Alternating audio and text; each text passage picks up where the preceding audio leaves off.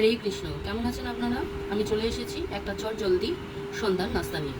যেটা প্রথমে লাগবে সেটা হচ্ছে কিছু রাফলি চপড করে নিয়েছি একটু ব্রেড করে নিয়েছি দুটো মিডিয়াম সাইজ আলু, ধনেপাতা কুচি এক বান্ডিল, গ্রেট করে নিয়েছি দুটো ছোট সাইজের ক্যাপসিকাম।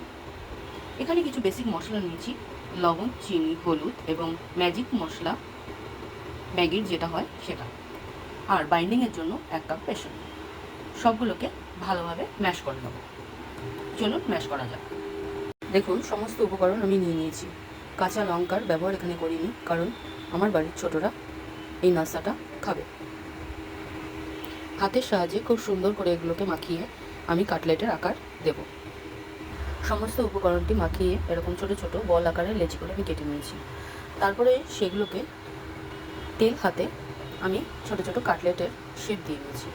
এরপর এগুলো গরম তেলে ভেজে নিলে আমাদের সন্ধ্যার নাস্তা রেডি। এবার এই কাটলেটগুলোকে গরম তেলে ফ্রাই করে নেওয়ার পালা।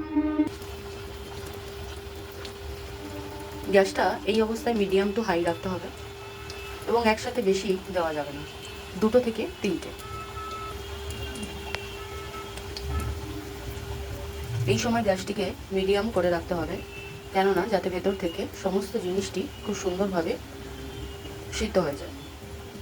আমাদের স্ন্যাক্স একদম রেডি।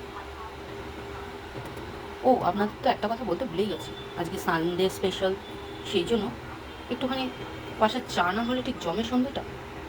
আপনারা করে খেয়ে জানাবেন কেমন হলো। Good night.